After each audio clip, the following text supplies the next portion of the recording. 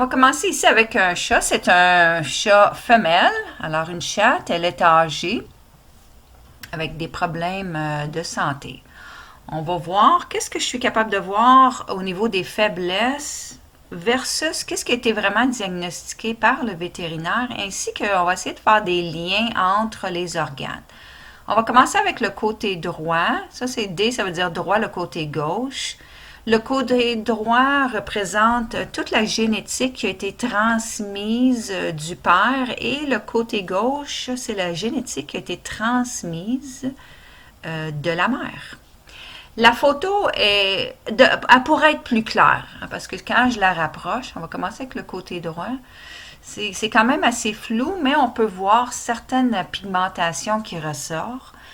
Évidemment, comme j'ai dit, cette photo-là aurait pu être prise plus claire. Quand on prend une photo des yeux, des fois, il faut en prendre 15, 20, 30 avant d'en trouver une qui est très, très, très lisible. Qu'est-ce qui ressort sur le côté droit de cette photo? Premièrement, il y a ici la pigmentation. On appelle ça une pigmentation. Cette pigmentation est plus vers le brunâtre, elle est plus brune.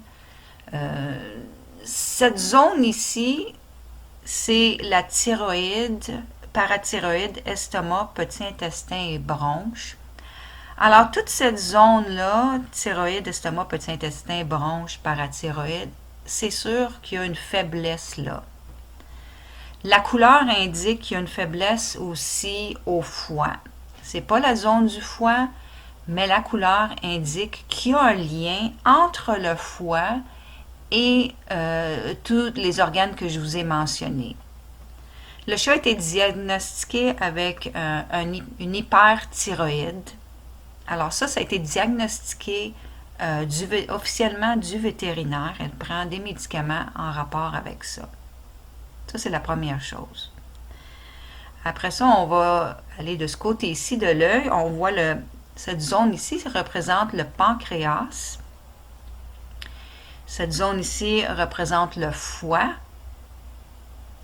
Et on a la vésicule biliaire.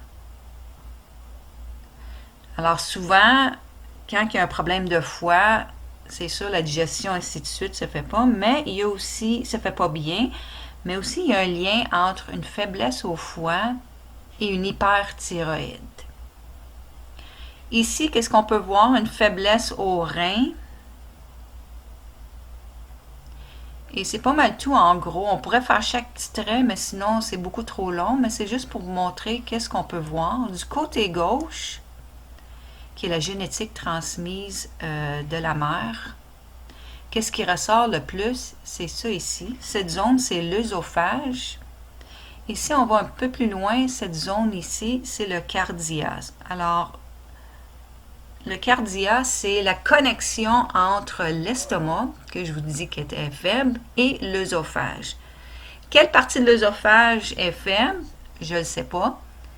Le fait que c'est noir et c'est pas une pigmentation, mais vraiment comme un trou dans l'œil, me dit qu'il y a vraiment de quelque chose de dégénérative dans cette zone-là de l'œsophage.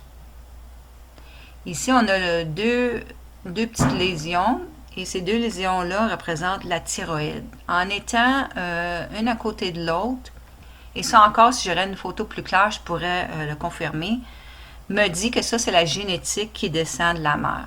Alors, si on recule la photo, on voit thyroïde, thyroïde.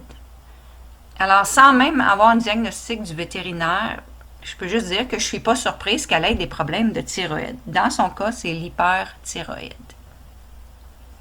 On va aller ici. N'oubliez pas, le côté gauche représente tout le corps du côté gauche.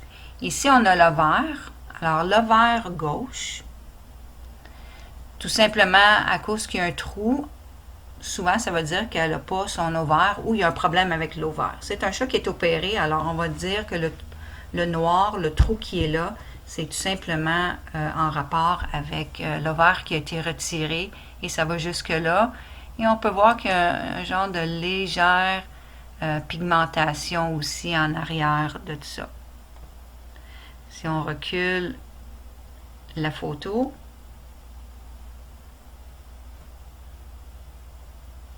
Ici, c'est la hanche. On peut voir ici un peu de blanc.